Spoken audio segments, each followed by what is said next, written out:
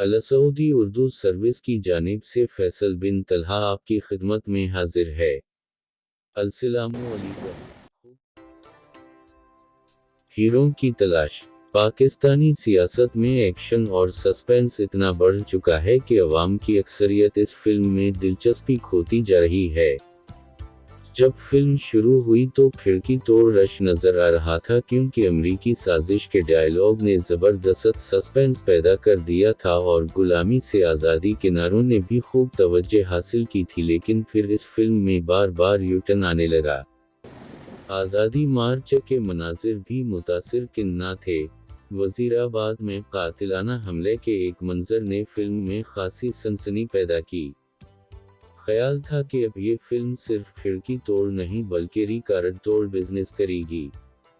आज़ादी मार्च का इख्तिताम डी चौक इस्लामाबाद में इंक़िलाब की कामयाबी के ऐलान से होना था, लेकिन इमरान खान रावलपिंडी में पंजाब और खैबर पख्तूनख्वा असेंबलियां तहलील करने के ऐलान के बाद वापस लाहौर चले गए। इनका ख्याल था कि जैसे ही दो सूबों की असेंबलियां टूटेंगी तो पूरे मुल्क में नए इंतखाबात का ऐलान हो जाएगा।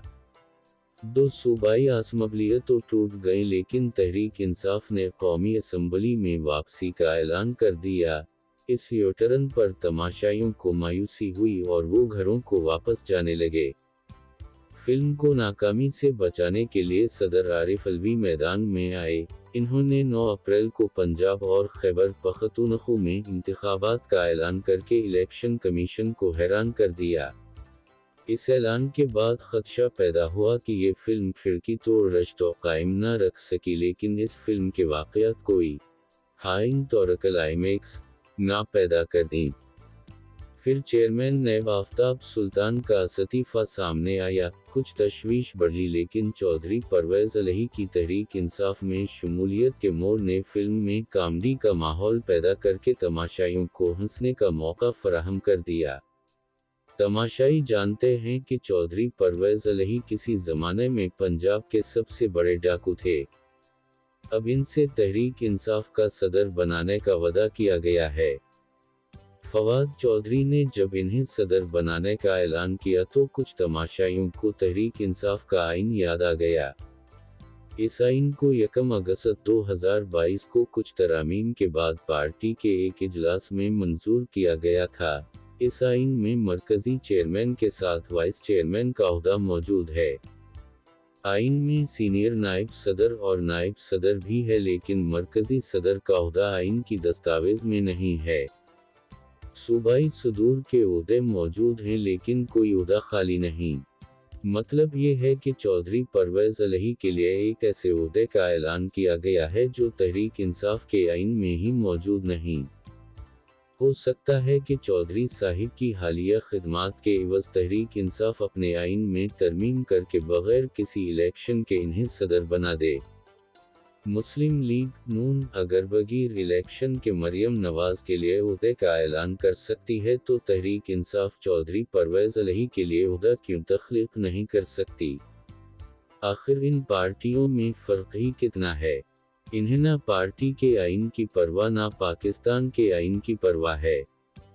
जिस फिल्म का ज़िक्र हो रहा है इसमें अवाम की अदम दिलचस्पी की एक वजह ये भी है कि इन्हें समझ नहीं आ रहा कि हीरो कौन है और विलन कौन। सब किरदार विलन जैसे हैं। इस फिल्म में ना हक व बातिल की लड़ाई है, ना ज़ुल्म व नाइंसाफ़ी का मुकाबला है और ना ही अमीर व गरीब की कशमकश है। सब किरदार अबन अलुक़त, ज़ालिम और अमीर हैं। कभी मिलकर जनरल बाजवा के लिए तालियां बजाते हैं, कभी मिलकर जनरल बाजवा को बुरा भला कहते हैं। एक दूसरे को जेल भेजना इन सब का महबूब मशगला है और आइन की खिलाफ वर्जी इन किरदारों की एक मुश्तरका खुसूसियत है।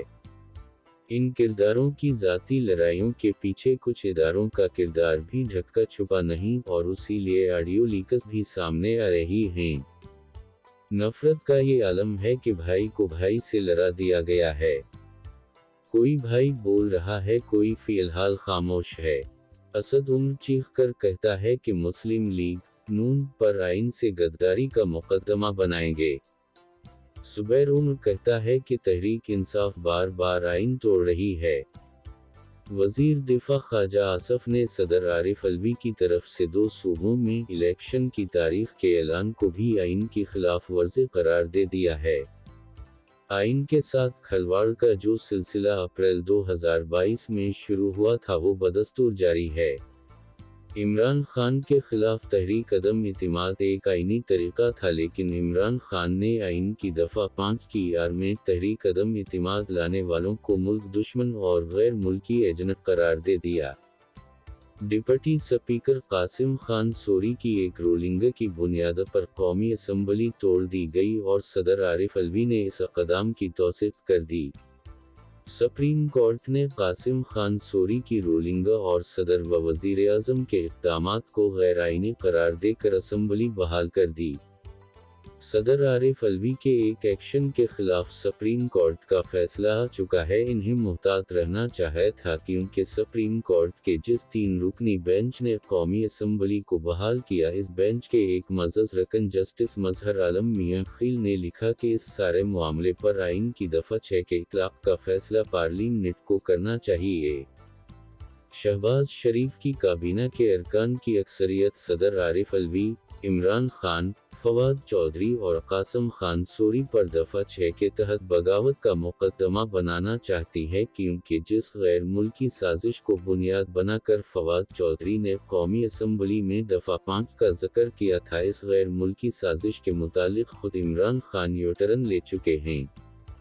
दूसरी तरफ असद उम्र मौजूदा हुकूमत पर दफ़ा 6 लगाना चाहते हैं। काश के असद उम्र इस वक्त बोलते जब इनकी काबीना ने एक डिक्टेटर मुशर्रफ पर दफ़ा 6 लगाने वाले जज वक़ार सेठ का फैसला मुस्तरद किया था। अप्रैल 2022 में इमरान खान ने जो आइन शकनी शुरू की वो 2023 में भी जारी है। 2 सूबों में इंतखाबात के अलतुआ की कोई ठोस वजह फ़िलहाल सामने नहीं आई। शहबाज शरीफ हुकूमत की इस आइन शकनी पर बहुत से पाकिस्तानी दिल गिरफ्तार हैं। उसी दिल गिरफ्तारी को तूफान बनाने के लिए इमरान खान ने जेल भरो तहरीक का ऐलान कर दिया, लेकिन सितम ज़रीफ़ी देखा कि अवाम को जेल भरने का दरस देने वाले खान साहिब ने खुद लाहौर हाई कोर्ट से हिफाजती ज़मानत ले ली है, तो फिर ये फिल्म सुपरहिट कैसे हो सकती है? हीरो की अनटरी के बगैर फिल्म कामयाब नहीं होगी। हीरो को हाथ में गंडासा पकड़कर कत्ल वगारत नहीं करनी, बल्कि हाथ में आइन की किताब उठाकर सबको बताना है कि इस किताब का मजाक कराना बंद करो। आइन तोड़ने वालों के खिलाफ जो भी एक्शन लेगा वही पाकिस्तान का हीरो होगा। शुक्रिया। अल्लाह हाफ़िज़।